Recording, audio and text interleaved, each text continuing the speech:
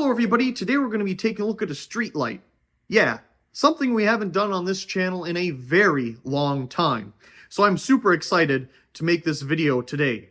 I recently, or maybe not so recently, over a month or more ago now, stopped by one of the used building material places and they had a handful of street lights. I was so amazed that I had to pick up all of them and bring them home. So here is one of many other street lights that I recently picked up. So look forward to those in separate videos, but today we're going to take a look at this one right in front of us. This, as you may have already seen in the title, is an American Electric Series 125. It's 400 watt, high pressure sodium, in the FCO configuration. That means fully cut off optics, as you can see. This one does not have the traditional refractor or the sag lens, or a lens that would normally dip down and have all the ridges and grooves in it to refract the light where it needs to go on the road. Here instead we have just a glass covering that exact same area, and it relies heavily on the reflector inside to do most of the distributing of light as to where it needs to go. So that's what makes this one an FCO version. Now they also came with the regular refractors, as you've seen on other street lights, but this was a more dark sky friendly offering. One of the things that kind of tripped me up with the Series 125 is comparing it to the GE M400R3.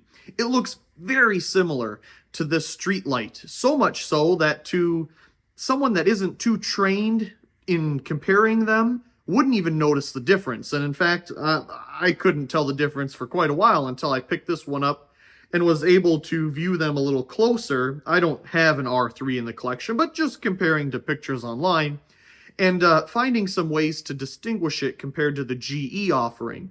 Some of the main things that I noticed that I'm sure I should have just known, being a collector of streetlights, is, of course, the latch on the front. American Electric uses a latch here that you just pull out and it unclips and swings the door down. Now GE has a clip that kind of clips over and then clips on down, and you'd see the clip on the outside. So that's one of the first things you can take a look at. The second thing is the back here. The hinge is bigger on the American Electric version, but the slope here is much more dramatic, and the back end of the GE is much thicker compared to the American Electric here, which is thinner. So if you see one of these and you can't tell if it's an American Electric or GE, definitely look at the clip on the front. Or if you're just glancing super quick, if the back end is thicker, well, then the offering you see here, and it would definitely be thicker, that's a GE version. Not sure why the two of them were so closely designed. Maybe that's just, the simple design they both came up with, or maybe they spoke to each other a little bit. I'm not entirely sure. I don't know why they would, talk to each other and share secrets, but you never know. It was just interesting that the two versions, the American Electric Series 125 and the GE M400R3, are just so close in design. If I haven't mentioned already, this particular light is new old stock. When I found it, it was brand new in box with the bulb and everything that you see here. The only thing it didn't come with was a photocell, so I got one of those on the top. Other than that, the fixture has a multi-tap ballast, so it can run 120, 208, 240, or 277 volts, which is perfect, because we're going to be running it on 120 here today. Of course, the fixture was also offered in other voltages as well, depending on where you were purchasing it. Of course, a lot of these are commonly configured in highway configurations for 480 volts, so it was great to find this particular one already being 120.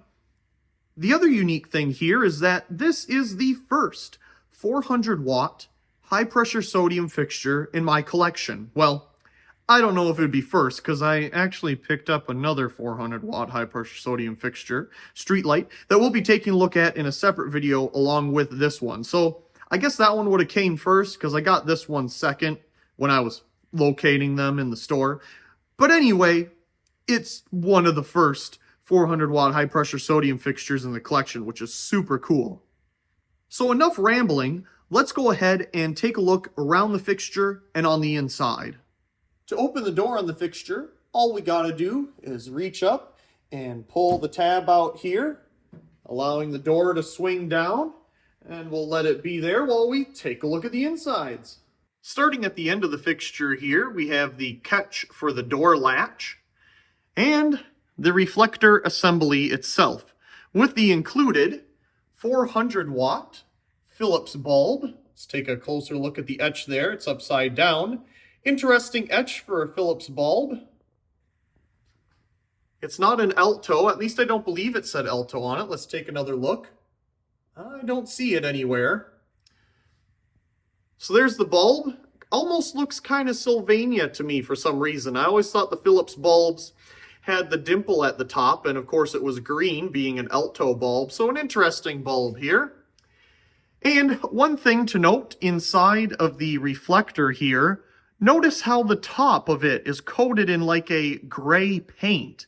Now it looks like a gray paint. We have, our silver here, and it's almost like a rubbery texture. It's not rubber, but it's like an enamel or something. It's a probably heat resistant type paint. And I'm sure they did this for some better light distribution, whatever they were going for. But it's the first time I've ever seen this. It's like a gray enamel paint on the top there, as you can see. Very interesting. Moving on down here, we have the socket, and you can see where the wires go on to the connectors there for it. And the tag itself, let's see here. There's its configuration from the factory and the manufacture date of July 4th, 2016. Look at that. Okay, so in the ballast compartment here, we'll start off with the ballast. It's made by Holophane. Can't say I've ever seen a Holophane ballast before. 400 watt high pressure sodium, multi-tap of course. We have our capacitor here and our little igniter board. Let's get a nice little close-up of that. It's one of those exposed ones rather than the ones that are encased inside of the little film canister. And of course we have our mounting for the arm. Here I'm just using a 1 1/4 inch galvanized pipe and flange on the main support here. Holds it up really fine because this is a very heavy fixture. But there's nothing in here that allows you to tilt it up or down. You just have one mounting position and that's it. GE and some of the others, and I'm sure some of the other offerings from American Electric as well, usually have a step here and you can put it at different angles. But it doesn't look like that's the case with this particular Series 125. So here's the little schematic for wiring within the fixture and a warning label and our terminal block. So we'll have to take a look at the taps here on the ballast. And as you can see, it's currently tapped for 277 volts. So we'll have to move that on up to the 120 volt position and wire up a cord to the terminal block here. Taking a quick look at the hinge. This little flat area here is where you would put a special level on the outside to help level the fixture. You may have seen this on other street lights as well. Usually it is not on there, but you can get that as an optional accessory. I'm sure you can bring one around with you and put it on there to level out in the field without having one on each individual fixture if you wanted to, but I've never really seen one or held one in person. And of course, we move our way down to the glass here. It's held in place with the traditional clip that you just turn. And we have the latch itself for connecting to the catch at the top of the fixture. But of course, we could just fit this with a standard refractor as well, and that would work just fine. But we have the glass here. Okay, we got the fixture all wired up. We have our positive, neutral, and I just put the ground here. We do have a separate ground screw up top, but I'm not going to worry about it right now. There's nothing going to this spot on the terminal block, so we'll just put it there so at least it's not dangling around and potentially touching something it should not. And we have changed the input over here from 277 up to 120. And with all those modifications done, we're able to close up the fixture here clip it back into place, and we're ready to turn it on. Before we turn it on, I want to show the top of the fixture here real quick. As you can see, we have some fins here for dissipating heat from the ballast, which is mounted directly below it. And of course, the photocell socket itself. And the rest of it is pretty standard flat. We do have a spot there where you can put some type of level to help level the fixture. And it looks like we have some ribs here as well. My guess is that that is to strengthen the area where it is clamped onto the arm to make sure it doesn't break for some unforeseen reason. So let's turn the lights off. Okay, so we have all the lights off. I have the lux meter here on the floor. I'd say it's about 7 feet away from the light. And we currently have 3 lux on the meter itself because we do have some light coming in from the window over here. So we'll just keep that in mind when we take our readings later. But I also have the kilowatt meter here as well, and we're currently at 119 volts even. So let's go ahead and plug it in here in 3, 2, 1. We are currently pulling 3.23 amps, 211 watts, with a power factor of 0.55.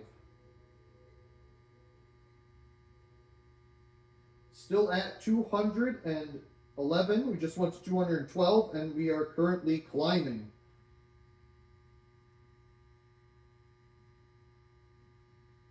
$220 in terms of watts.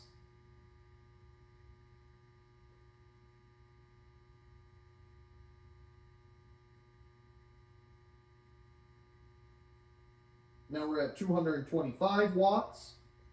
And 3.28 amps. So let's go ahead and let this wonderful fixture warm up for the very first time.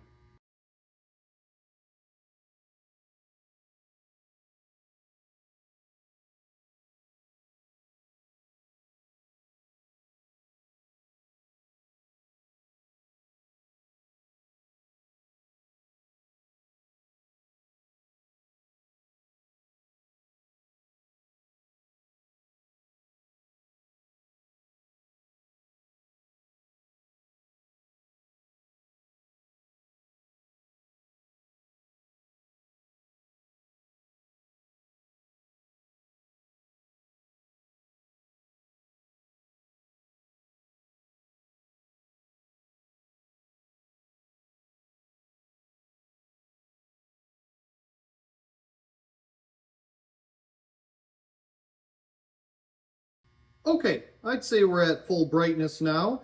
The meters have both pretty much stabilized. On the lux meter, we're currently at 1,530 lux. That is probably the brightest thing I have measured on this lux meter in terms of a high intensity discharge bulb at about 7 feet away. Of course, the closer you get it, the higher rating you would get, but that is impressive. And on the watt meter here, we're at 477 watts. Let's go ahead and take a look at some of the other. We are currently pulling 4.27 amps and a power factor of 0.95. And our voltage is currently 117.1 volts. So let's go ahead and see how well it's lighting everything up. And lighting everything up, it definitely is. So here it is, making everything nice and bright. Of course, the camera makes it look a little dimmer. It's just probably changing its exposure a little bit, but it is incredibly bright in here. And with it having the FCO optics, we definitely have a more cut off style of light here. There's not a lot of extra light being thrown in directions that it normally wouldn't. A lot of it's going right down to the ground here. And you can see on the wall, where most of the light is being directed. Of course, there and on the ground where it should go. Very nice. Let's go ahead and get a closer look at it here.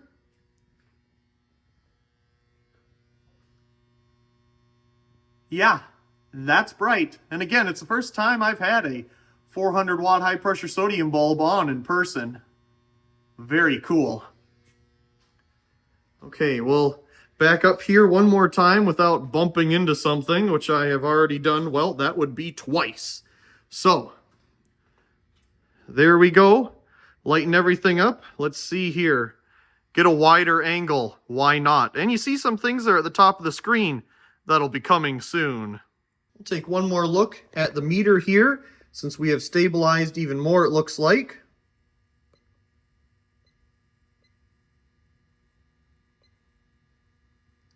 And the lux meter itself. And now for a wonderful cool down.